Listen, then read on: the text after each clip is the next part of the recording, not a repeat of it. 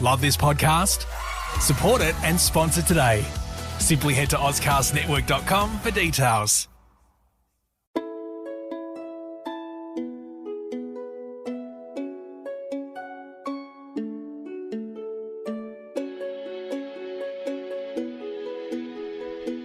Welcome to Hong Kong Confidential.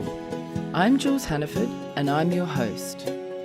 I'm an Australian woman and I've been living in Hong Kong for many years. I'm a mother, a teacher, an author, and I want to share my wisdom and the wisdom of others with you. Thanks for joining me and I hope you enjoy the show.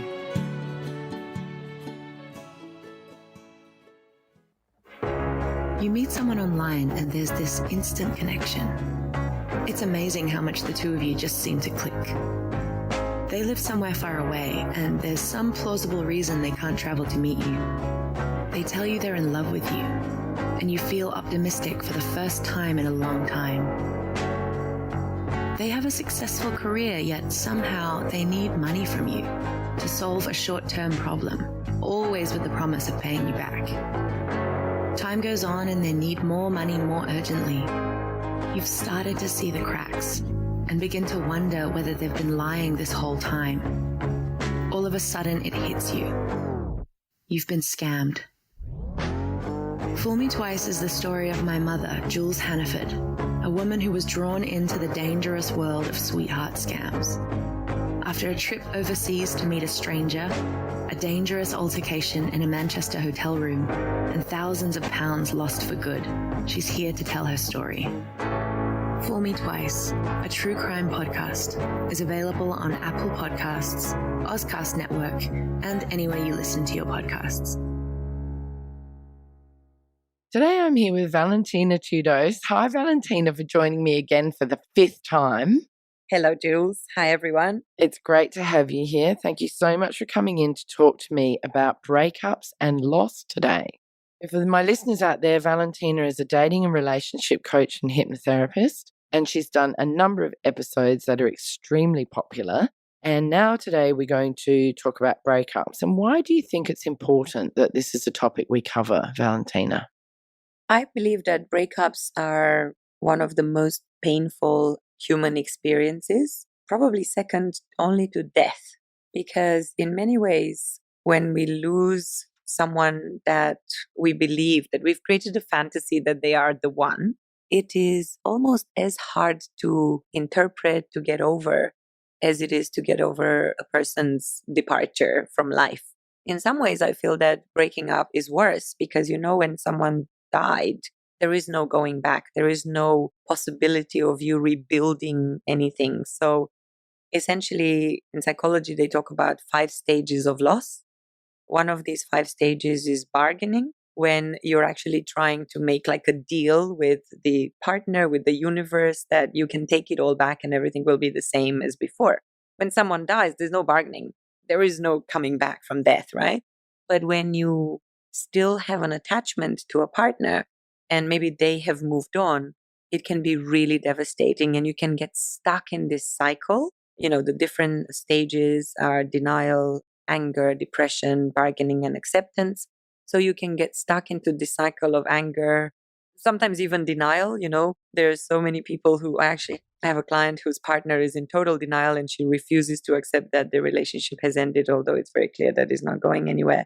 And you get stuck in this cycle. And I know people who have stayed in this space for 5, 6 years, sometimes their entire life after a breakup. They can't let it go or move on. They can't let it go. They can't move on. They cried themselves to sleep every night. They keep trying to rebuild a relationship that obviously doesn't exist anymore and maybe never existed, because you know how I always say that we don't really fall in love with people. We fall in love with the fantasy that we create of those people. And the attachment that we have is very often an attachment that we have to the story, to the fairy tale. And, it's much harder to lose that fairy tale than it is the reality of someone. In my experience, having that breakup and that feeling of loss was harder as a teenager, and it seemed more intense and more emotional. And then the older I've become and the more breakups I've been through, it seems it gets a little bit easier. Do you think that's a common way of thinking? I think it's because in the beginning, hormones, or it's all new? well, you don't know. You don't have the experience, right? You also believe that it is the one, right? The first time we fall in love, we think, okay, this is it. This is my Prince Charming. And you also don't believe that you're going to find that kind of love again. You know, every time we fall in love, we think that this is the most amazing, the most connected, the most intimate experience you'll ever have. I remember when I was in my early 20s, my first like 2 or 3 boyfriends, I was like, oh my God, you know, my boyfriend is so amazing. I have no idea how, if I break up with him or if we're not together anymore, how am I going to find someone at least as good? Well, luckily, the universe gave me better and better experiences. So from this, I've learned that actually, even though I think someone is great right now, it doesn't mean they are the best I can possibly have, because I can continue to increase my standards. So the reason I think it hurts more in the beginning is because, one, you don't have the tools to deal with it. You are much less likely to trust that it's going to get better, and that you don't really know how to deal with that heartache. So you learn, you know, the more your heart gets broken, the more you learn how to put back the pieces together. Yeah, I think that makes sense. And also, we're very hormonal as teenagers as well. So hormones probably play a role in it as well. And it makes it all Well, that everything more is intense, isn't it? Everything's magnified as a teenager. exactly. Is there a way that people can break up well, or is there a way that you can alleviate that sense of grief and loss? Yes. One of my most favorite types of coaching that I do is really breakup recovery coaching. And that is based on the idea of, once again, shifting perspective from staying focused on the negative aspects of the relationship, on what's lacking, you know, from this kind of scarcity mindset that we have. Oh, this person left me, dumped me, cheated on me. So therefore, that must mean I'm not good enough. I wasn't the perfect partner. I wasn't smart enough, tall enough, skinny enough, whatever it was that we judge ourselves to be the cause of the breakup. Whereas most people, most relationships end because they are meant to finish, because the job was done. I've noticed this in all the people that have stayed attached to a story, who have not been able to let go.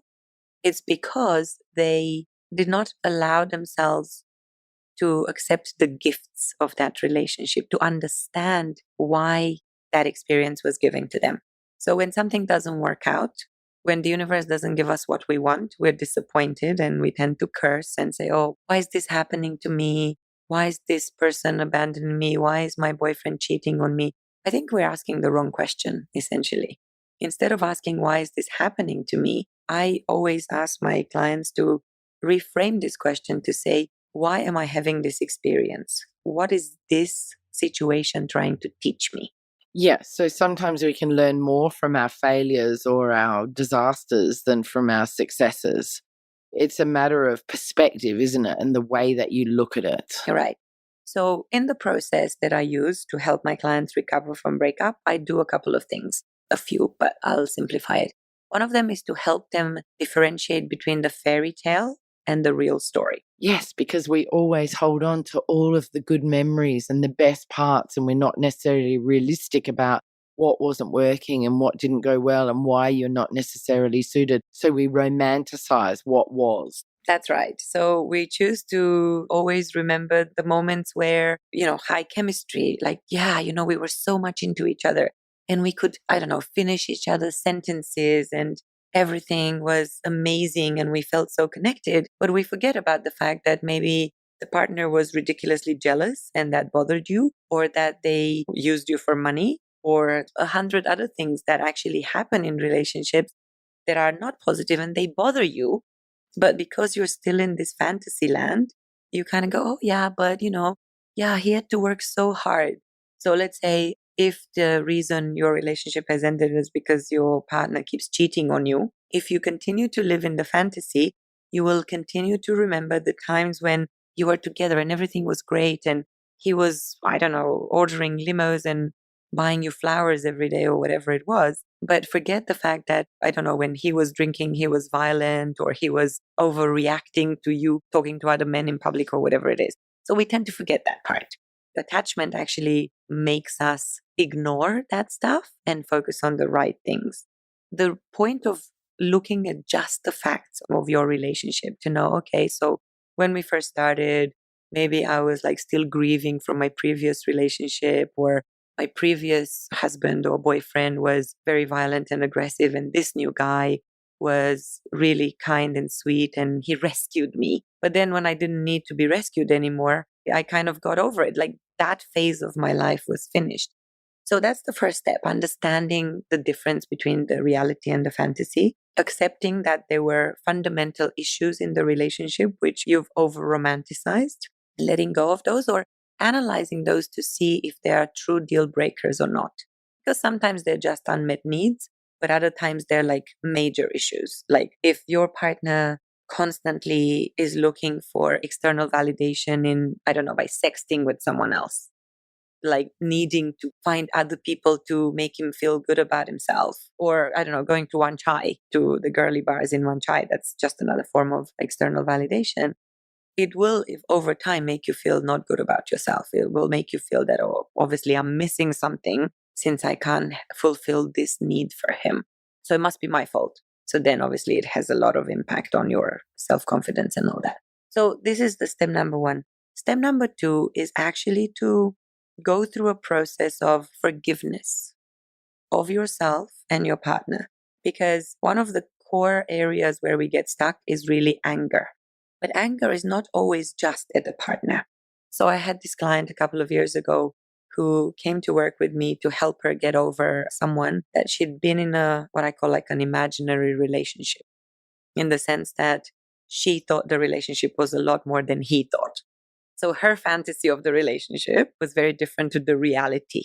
She couldn't really see that in the beginning. We saw it. Then she accepted that, okay, I was living in fantasy land. I now know that this relationship is, the way she called it, the poison apple, but I can't let go of it. So there was this pattern that I worked with her for quite a long time.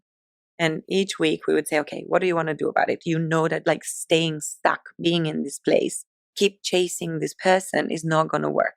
They told you very clearly from the beginning, they don't want to be in a relationship. So nothing has changed. And she was like, yeah, okay, you're right. This is it. I'm ending this. I'm blocking him. I'm deleting his number. No more contact. That's it. A week later, she would come and I would say, okay, how do you feel? How has it been? She'd go, oh, we've had an argument. How did you have an argument? Because you deleted everything. Oh yeah, but added him up again. Why did you add him up again? Oh, because I was angry. Why were you angry? Oh, because of what he did to me. What did he do to you? He didn't want to be with me. So actually the anger was not even this person, but it was also directed at herself for allowing this to happen and for staying in this negative situation. And not being able to let go. Not being able to let go, essentially to reach forgiveness and acceptance that things were not going to happen the way she was attached to. Because this is the biggest relationship skill for me. People think, oh, communication is the most important relationship skills. Actually, the two most important relationship skills is one, practicing non-attachment, which means being accepting of how things are done. Like, okay, it's important for you to have a goal. This is what I want to achieve. But very often we want to achieve it in a certain way. So this certain way is the attachment. The outcome is the outcome. We still want to have a happy relationship, but it doesn't necessarily have to be in a certain way. Yesterday, I had a client who said, well, so I've been married to my husband for 20 years. And it's nice, it's great, we have an amazing life, everything is good. But I also met someone else. And this someone else is like passion, all of this stuff. So I said, okay, what do you want? She says, well, I want to be content with my choices. So what would be your choice? Not to change anything? I want to keep both. Oh, how weird. Actually, not weird at all. So I'm like, okay, so you're saying that you are facing an impossible choice because you want the friendship, the partnership, the companionship, and everything, that the stability that your marriage gives you, but you also want the passion, the mystery, the adventure, the exploration. And this is the biggest dilemma that we face in love, right? Can we have both these also conflicting things in the same person? And most times we can't, which is why we seek it somewhere else. So the dilemma here was, how do you align between having all these needs met? Because they are kind of head to head. So going back to the breakup part, accepting that everything that has happened was so that you learn a particular lesson. being able to forgive your partner for not being what you hoped, expected them to be, for not matching the fantasy that you've created of them. In most cases, we don't even tell them what we expect of them. So they don't even know how they have to be this Prince Charming that we've created in our head. So we're disappointed when our expectations are not met. But then also being compassionate with ourselves and understanding that we had to have this experience, that it was meant to be, to teach us something. Sure, you can be in a toxic relationship. You can allow yourself to be treated in certain ways. But if you learn and if you are able to find a new way of dealing with that, it means that that experience was worthwhile. So once you are able to get a better understanding of what you were trying to achieve in this relationship, what were the real reasons why this person came into your life, once we removed all the fantasy elements from the real story, then we look into the things that you were meant to be learning. So what was this about? What was this about? Why did you have to deal with someone who's cheating? So that you understand that actually it's not about you, that if someone is cheating, is maybe because they need something that they cannot meet here. And it's not up to you to meet every need of your partner. So maybe what you need to learn is to be more independent, how to be finding validation in yourself, how to love yourself more, how not to be in this relationship because this partner was constantly giving you the validation that you needed. So the lesson was self-love. And self-acceptance is like, yeah, you're not perfect. Nobody is. But that's not the point. That's one of the ways that you help people overcome breakups, is by helping them look for what the lesson was that they needed to learn throughout the whole experience. The lesson, and then to look for the gift of that experience, because everything in life comes with challenges, but in that challenge, there is a huge opportunity to learn something about yourself. So the gift of a relationship could be, I learned, my story, my personal story. I learned unconditional love from opening my relationship. I learned an even deeper level of unconditional love by losing my partner. Sometimes I learned how to be confident because my previous boyfriend broke my heart, and I learned not to throw myself with everything into a relationship, but to have clear standards and clear boundaries. So every painful experience of my life has been teaching me something.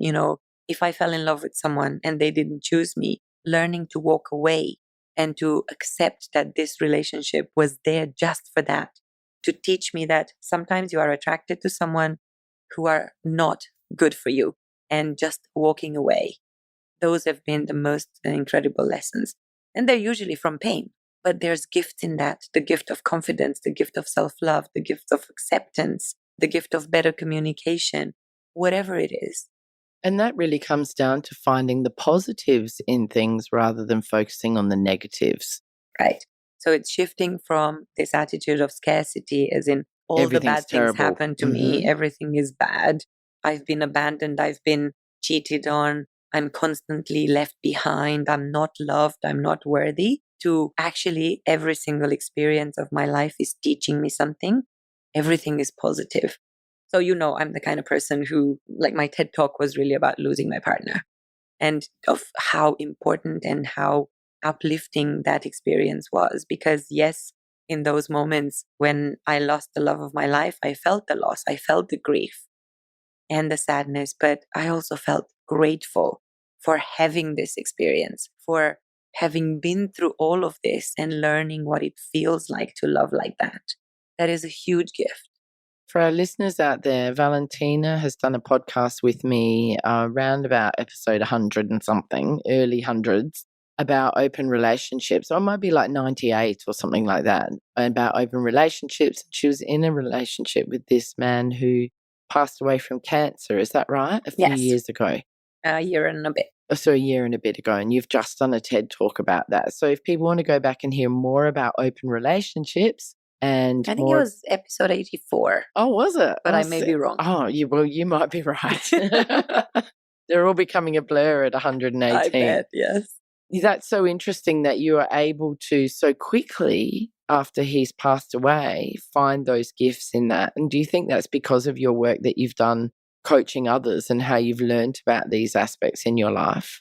Yes, because as I was developing this program and I was looking at my experiences to tap into them as ways of facilitating a similar experience, similar positive experience for my clients, I realized that actually throughout all my relationships, I started literally writing down how my partners, how the people I met in my life, they contributed to the person that I am today. What did I learn from the man who broke my heart before this guy? I mean, he didn't break my heart, but, and I even said when I had this moment, I said to my boyfriend, look, he was still alive at the time. I said, I actually made a list of all the beautiful things that I've learned from you and all the gifts that you gave me. So I'd started the process of accepting. Obviously, I knew he had cancer, so I knew eventually we will get there. You started working through that preparation for the grief beforehand. So I had gone through all the stages of grief, literally, and all the way through. As he was passing away, As he was passing, I was already in acceptance. Right, okay. Because sure, the first time we found out, I mean, his disease was 4.5 years. He fought it for 4.5 years, which is a very long time to get used to the idea.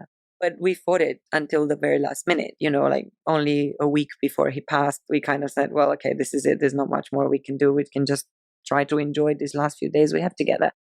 But by that point, I had been through denial in the beginning. We've been depressed. We've been angry with the world. But then we couldn't really stay angry because there's nothing really much you can do about it. Physical disease is physical disease. He wasn't a smoker or anything, so you couldn't even be angry with yourself. So slowly we moved, we were actually bargaining most of the time because we kept trying to find solutions, all ways of doing it. We tried hypno, we tried alternative treatments, chemo, everything. That was the bargaining. And was he moving through these stages with you? Like, were you kind of aligned? Well, yeah, he was actually extremely strong. This is not why we're supposed to talk in this, but it is about loss, I suppose, Yeah, it is. So yeah, I mean, we were helping each other through this process. And, we talked about what it will be like and whatever. So the actual moment was a moment of acceptance because I had prepared myself for it. And everything did fall into place in the end. And I actually knew the night before he passed that the final piece of the puzzle of the lesson that I was supposed to learn came in. And I was like, okay, this is happening now. I know that he's going to be free. So that was a pretty surreal experience. Oh, wow. Of course, with breakups is different because breakups tend to come out of the blue. Yes, you had time to prepare and then there was no turning back afterwards. Yes. Whereas with breakups, they can come out of the blue and then some people try to fight for them or want them back or can't let go or they just... One of the hardest things, I actually had lunch with a friend who went through a breakup relatively recently and we were talking about, the no contact rule. Because all people who deal with mental health or in this space would advise that if you want to get over someone, the more you see them, the harder it's going to be, or the more you keep in touch, even casually. So usually people would say, and I remember this from my previous boyfriend, it's like, oh yeah, let's stay friends. Basically, that's just the attachment speaking, the habit that you have of relying on each other, the codependency, if you like. But it's like scratching a wound. Right? Every time you scratch a wound, it starts bleeding again. The healing process needs to start again from scratch, literally. And I think the thing is with that is that it's very easy to keep that let's be friends or keep that contact because you're so afraid of being lonely or having that emptiness, having that big hole in your life where that person was. And how can people deal with that? What do you suggest to people if they have that no contact? How can they fill that space? Do they need to get a hobby? Do they need to do sport? Or do they need to just sit in their loneliness and accept it? Well, there's a couple of different strategies. One is essentially similar to the previous episode that we did on limiting beliefs, is basically saying, stop, don't think about that anymore. Don't encourage that thought. Because when we create a fantasy, we create one of those information highways in the brain. Point A, like if I think my boyfriend and happy thoughts and I start triggering memories, I don't know, of your wedding day or something like that, you're always going to keep reinforcing the positive part of the relationship, the part that you want to stay attached to, instead of actually remembering all the things that led to the end of the relationship, right? What I usually advise clients who are going through this process is literally to block their partner, to delete their Instagram, to unfriend them on Facebook. Because by stopping having them in your life, you can also stop this positive association that you have with them. Now, when we're lonely, what we tend to do is to fantasize about the good old times, to think about, oh, remember that date on my birthday when he was so sweet, forgetting that maybe that date he actually went on a, date with someone else, but it looked good for you at that point in time, right? So what I usually suggest to my clients to do is don't allow any positive reinforcement of those memories. Basically say, no, stop. I don't want to think about that, and just replace that memory with another happy place, with another memory. So think of either the happiest moment of your life that obviously didn't involve this person. Yeah, a holiday you went on, or create a family experience. Yeah. Or like moments with your kids, if you have children. In general, parental love can be very powerful as a replacement. You can put all your energy into your children if your partner is not there anymore. Or it can be a fantasy of, imagining how it's going to be with your new partner. If you don't have a happy moment in any of your life, the client that I mentioned before with the attachment for a long time, she said, I've never been happy. I don't have any happy memories. Can that be true, though? For her, it was. Wow. She's That's terribly sad, isn't it? It is quite sad, but she's now a happy person. So I'm very happy to report that all the work that we did together paid off. Great. Shows in her. She's happy. She's smiling. She's dating. She's changed her entire perspective of life only by allowing herself to release that particular experience and a few others before. But replacing these pleasant memories of a person, it's an association that we create in our mind. I can only be happy if that person is in my life. But that is not true. We know this because we are serial monogamists, right? We love this person today and then the other person tomorrow, and they all make us happy in their unique way. But we just believe that for some reason, this one is the only one that is going to make me this happy. Obviously, thank God, Mother Nature made sure that we can actually fall in love with many people in our lifetime and to be attracted to them with high chemistry. So first of all, stop the positive association. If it's really, really difficult, one of the really cool techniques of letting go of a partner, like if you're really, really very strongly attached to them, you have to do a couple of things. One, imagine them as something that you hate or something that you feel it's ridiculous. So if you imagine that suddenly your partner always speaks with a voice like he's been inhaling helium from a balloon or something, like something ridiculous. Or if it's really, really bad and you really can't get over, imagine him covered in, I don't know, smelly stuff, or whatever. Something that will disassociate yourself. This Prince Charming or, Queen of Mars, whatever image that you've created. So basically you need to kill the fantasy because that fantasy is your own story. So you need to tell yourself another story. Sure, this person was amazing and all that, but think about the jealousy. Think about them as the green monster or the Hulk or whatever it is, The second thing that I think is quite powerful, and this is a final exercise that I do with clients throughout this process, is to find a new neutral way of referring to them. Because even things like my ex has a powerful attachment. It may not be love. It may be anger, betrayal, disgust, but actually those are still powerful emotions which keep you attached to them. So I was talking to another client recently and I don't know, we were talking about the whole prince, the whole happy ever after thing. And I said, well, you kissed this prince. And she was like, no, it was actually more like a frog. So I'm like, okay, how about we call him the frog from now on? Because that helps with both making him look a lot less appealing from the fairy tale perspective, but also because, it's not my ex, it's just like the frog. So you've talked about a whole bunch of different ways of thinking and changing your mindset and, making a difference with that level of attachment. But what sort of behaviours should we avoid during a breakup? What are some specific behaviours that are not healthy? Like stalking on social media? Well, that's why I'm saying no contact, right? Yeah. I mean, we have this belief that, I didn't get closure, so I need to see what they're doing so that I understand. But actually understanding is not going to help you much. You're just really feeding your obsession, aren't you? And you're becoming obsessive, and that's not healthy. Exactly. So the friend that I had lunch with today, when he was going through, he had a very tumultuous, up and down, breakup, makeup, breakup, makeup. And we were having this chat a few months while this was still happening and they were breaking up and it was like very painful and like, okay, this is the end and we're never getting back together again. And I was rolling my eyes like, yeah, this is like what, the 7th time? did I know that you've been like breaking up and then immediately tomorrow you're going to jump in her arms?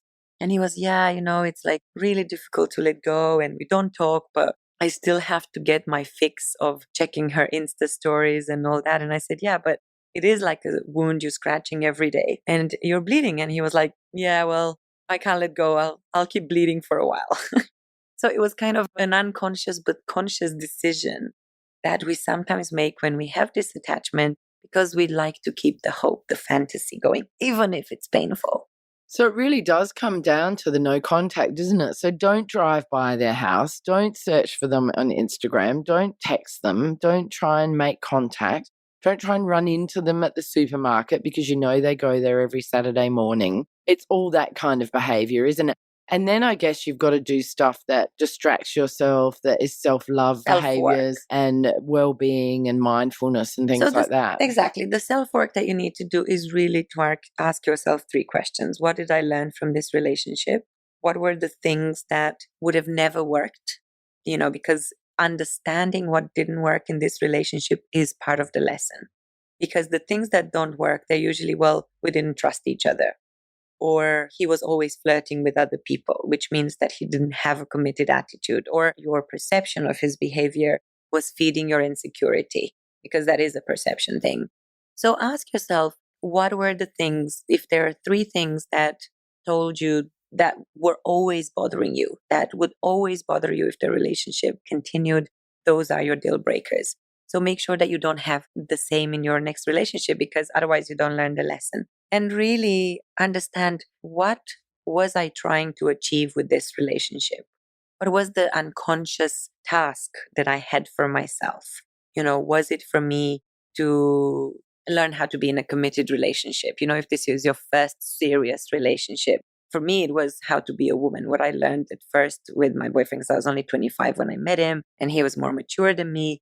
It was like how to move from being a girl and, playing the field and all that, and experimenting with relationships, to actually moving in together and, getting insurance and opening a bank account and having a credit card and these things that adults do. So that was a developmental task for me. Then there was lots of others that happened later. But in shorter relationships, there may be because to teach you that you have to trust yourself first before you can actually build trust with someone else. So if you ask yourself those questions, what was I supposed to learn? What were some things that I do not want to repeat or I cannot tolerate and accept? What are my standards? Have I settled for this relationship? And if I did, why? Because the answer is always, because I don't think I'm good enough. This is a pattern that I've had in my life, and I see it with a lot of my clients. Sometimes we think that it's safer to go into a relationship with someone we think likes us more than we like them, because we think that we can't be hurt. If he loves me more than I love him, then he can't hurt me. Typically, this is a double-edged sword, because the more we allow this attachment to happen, the energy of the relationship changes and we always get hurt. And there's an imbalance as well, isn't there? Yes. So if you want to have productive behaviors, work on yourself, develop new hobbies, in the sense that become a richer person, have things that you're passionate about, because that makes you more interesting as well, doesn't it? First of all, and secondly, it gives you a foundation for your next relationship, because the things that you're passionate about are the foundation of your connection with the long-term partner. But also, in the last episode we did about limiting beliefs, you were talking about being independent and not being attached. And that helps you to have that independence and maintain your lifestyle and not be codependent on somebody else. Absolutely. We are seeking long-term partnerships to have this kind of off-the-shelf validation. If I'm married, there's someone who tells me I'm beautiful every day. That's not true, because your husband kind of goes, well, I told you when we got married, I don't have to repeat that again. Some husbands. Yeah, we don't want to generalize. But this whole idea of self-confidence and self-love means that if I wake up in the morning, I can already determine how I feel about myself just by the power of my thoughts. I don't need someone to tell me you look pretty today, because let's be honest, who looks that pretty in the morning? Yeah, so I think really for people who haven't heard your other episode on limiting beliefs, it's only a few episodes ago. So go back and check that one out, because that really does link in very well with what we're talking about now.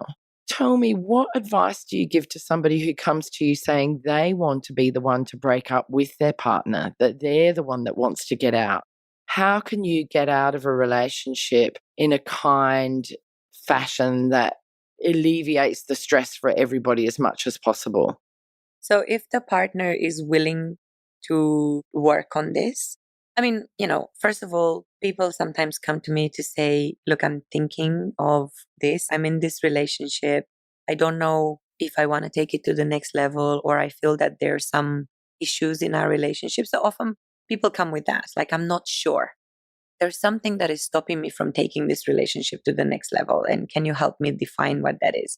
So through the coaching process that I do, I help people figure out whether this relationship is right for them, whether it's matching their vision, whether they are aligned with their partner. And sometimes I work with one partner, or it would be more productive if both of them are part of it. But sometimes it's not a couple's problem. Sometimes it's just like, I struggle with commitment, for example. I don't know if I can be committed to one person alone. And I fear that after 2-3 years, when the chemistry is going, I'm going to start, wanting to stray. And I don't want to be that kind of person. So I don't want to hurt my partner by keeping them in this relationship, because I love them, but I know myself. And this is limiting beliefs related. But when that happened, then I work with the client to figure out what are the barriers that they're experiencing.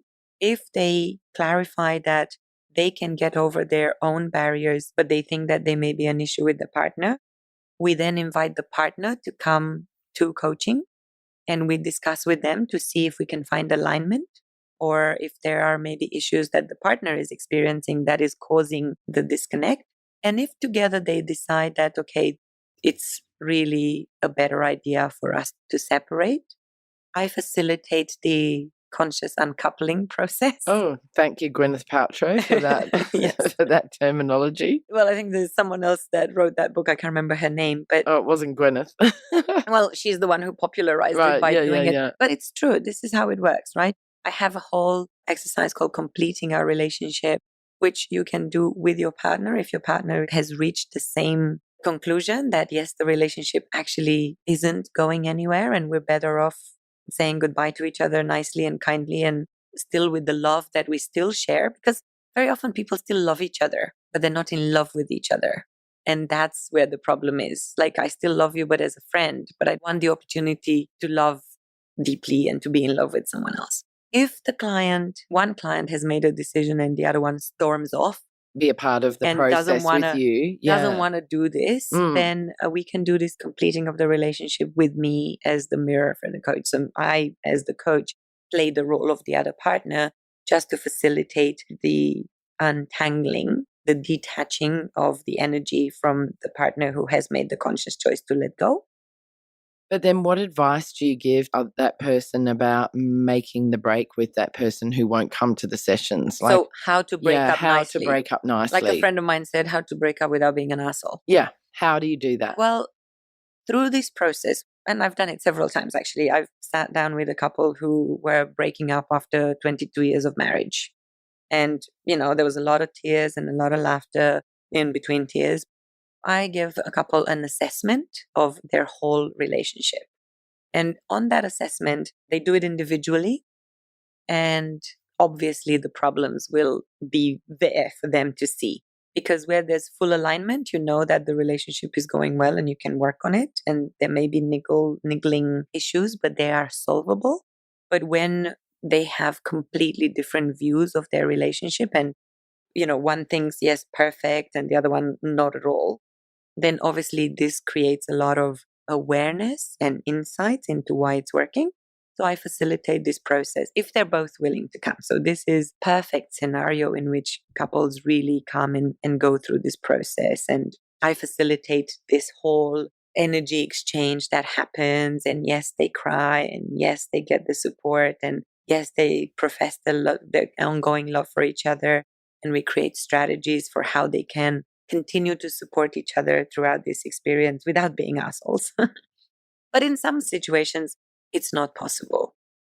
And then I work with each individual client to give them the tools, the communication tools, the words, the vocabulary to say, this is not working for me because these are my standards. These are the things that I am expecting in a relationship. And it's not about you. It's about how I see myself, what I can give. So it's, again, refocusing the attention from, it's not me, it's you. Because closure is understanding. If I know what didn't work for you, maybe I can learn something about myself. And it doesn't mean that we can change anything or we can fix it, because some relationships are not there to work. The lesson can be, even though you are hugely attracted to someone, you are not meant to be together. I think we talked before about the biggest lesson for me, which was to walk away from relationships where I had super high attraction, but I knew they weren't right. So just getting that understanding and helping the client create the right communication strategy and the environment and the setup, and not spring it, like, don't invite someone on don't something. text them. Yeah, don't text them. Don't ghost them. Don't send them a fax, although I don't think anybody sends faxes No, I don't anymore. I think they're obsolete. But people used to do. Yeah. I know people who've been dumped Can by you fax. explain what ghosting is for the listeners who might not be aware? Oh, ghosting is a dating phenomenon that is kind of somehow produced by all these dating apps and sexting. And it simply means that someone who you've had quite an intense, let's say, communication, could be a relationship in the sense that you may have gone out on a few dates, you may have even had sex together, suddenly disappears. They make like a ghost, right? They cut contact abruptly without any explanation. You might be talking about next time you're meeting, or you might be talking about, just random stuff. And then suddenly they don't respond and they disappear. And can this have a similar impact to a breakup on people? Oh, absolutely. Or worse. Oh, right. Because people feel even more rejected, or they don't know why, kind of thing. Because first of all, you're even more in the fantasy. Because we create stories around even our, what one person perceives as a great conversation could be perceived by the other as like, oh my God, this is so boring. And I know this because I know some of my clients say, this guy is texting me, what did you have for lunch? Good morning, good evening, how are you feeling today? And like, he thinks he's probably the most interesting guy in the world. Whereas I'm like, oh, are you kind of kidding me, So, and even you go on a date sometimes and you think it was a great experience and we had such a good connection and we talked. And then the other person kind of doesn't reciprocate. Because for them, it's like, yeah, sure, we talked, but I didn't feel anything. I didn't feel intimacy. I didn't feel the spark, the chemistry. And it is a personal experience, especially when you give each other mixed signals. Sometimes people can text with a lot of emojis, for example, which to me means, they can be quite extrovert, and they show a lot of hearts and kisses and all that. So maybe if I look at them and I create an image in my head from their texting personality, I think, they're going to be this kind of person, right? I create a story around them, a character, if you like. And then I meet them and they're actually quite introverted. Their character doesn't match at all the Prince Charming image that I've created. I can be quite disappointed. And then I might be the one who decides to ghost them. Because it happens both ways, right? And it's usually because a lot of people think it's the nicest thing to do. It's like, well, there was no point continuing this relationship. Or they can't be bothered, or they're too coward. They don't have the courage to actually say what they feel, or it's an easy option in this day and age with all the tech, isn't exactly. it? It's like, well, it wasn't that serious anyway, so what did you expect? Yeah. So it really is a matter of expectations in so many ways. Yeah. But it is a very interesting phenomenon, and it usually happens, one, because people have poor communication skills, poor self-esteem, and they think, I don't really want to be the bad guy, so I just disappear. But when you disappear, you're leaving that person asking a lot more questions than when all you need to say is like, look, you know what?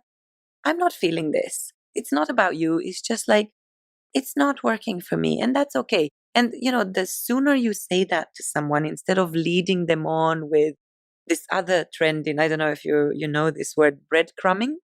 Oh, yes, I've heard of it. Tell us more about that. It's giving little bits of compliments or whatever to keep people hanging on a bit when you don't really mean it.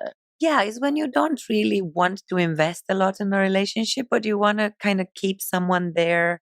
Just in case, for sex. Just for sex. So just for like, I don't have time for you right now. because basically when we say I don't have time means I don't prioritize you.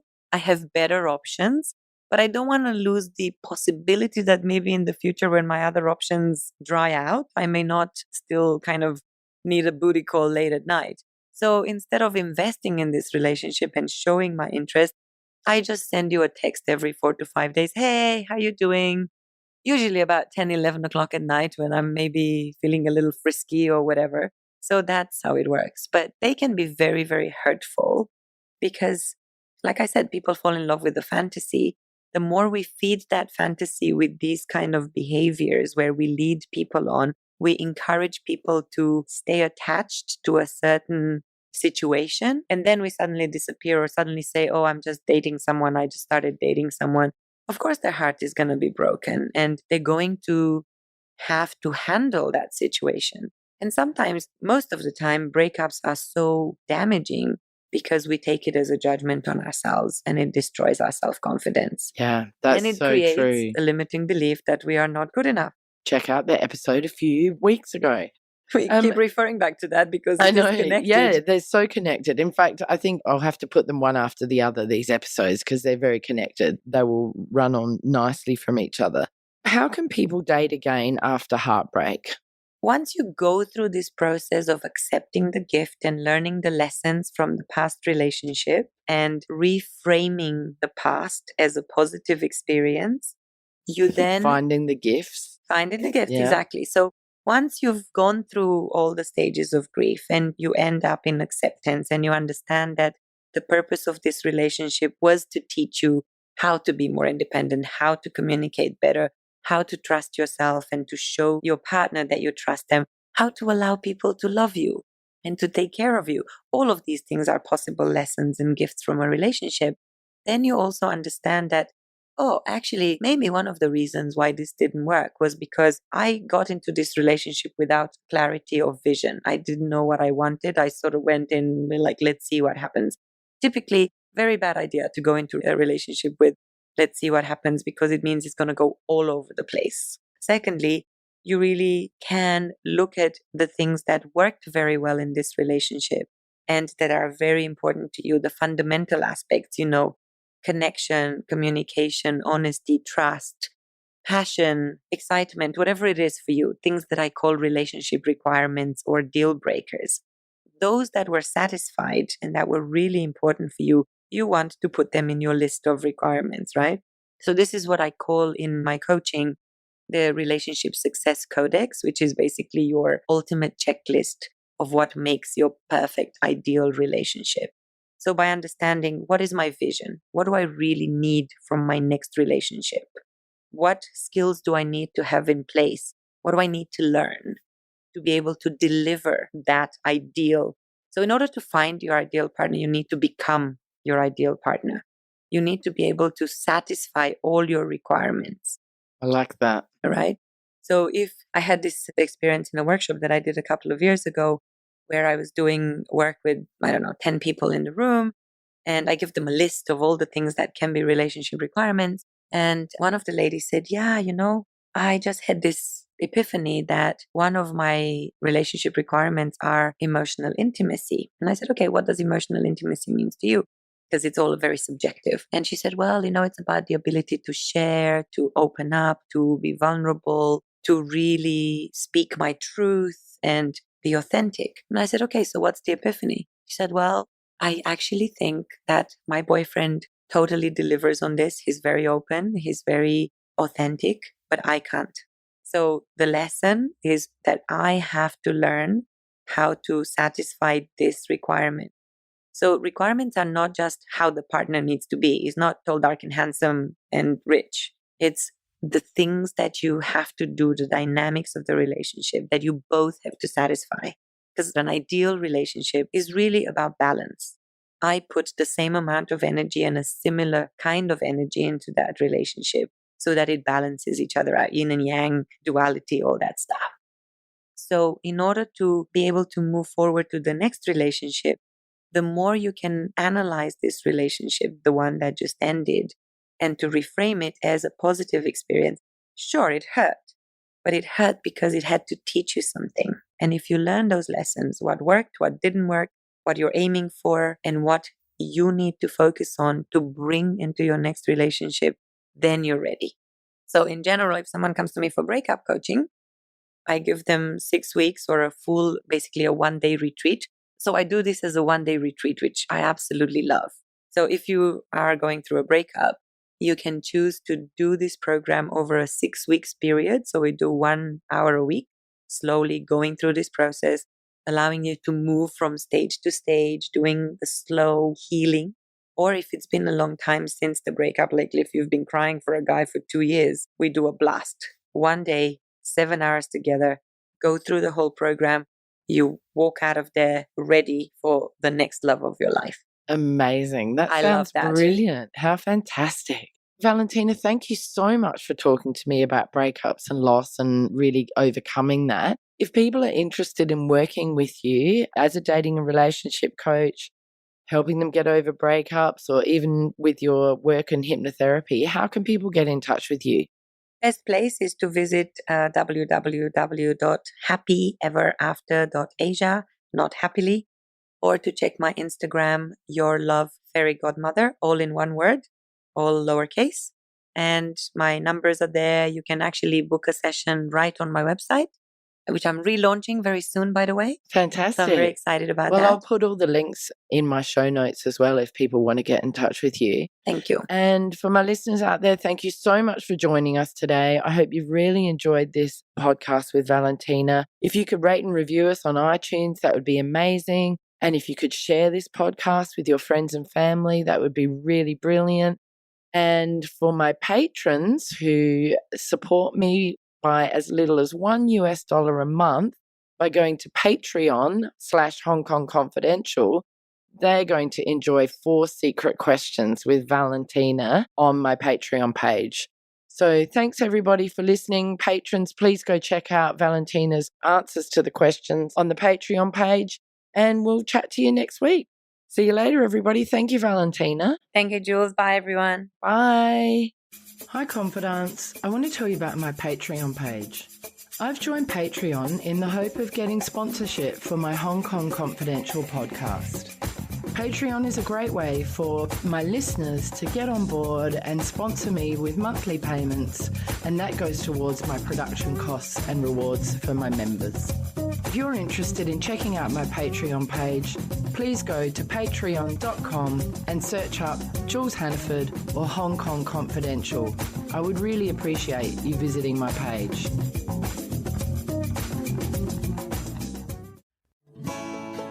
So that brings us to the end of another Hong Kong Confidential podcast. I'm Jules Hannaford. Thanks for joining me, and I hope you'll be with me again next week.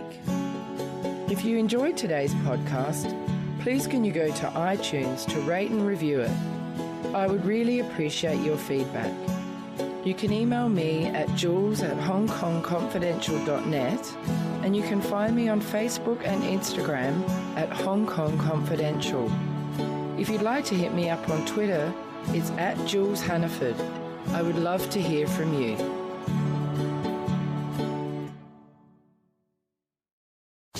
Love this podcast?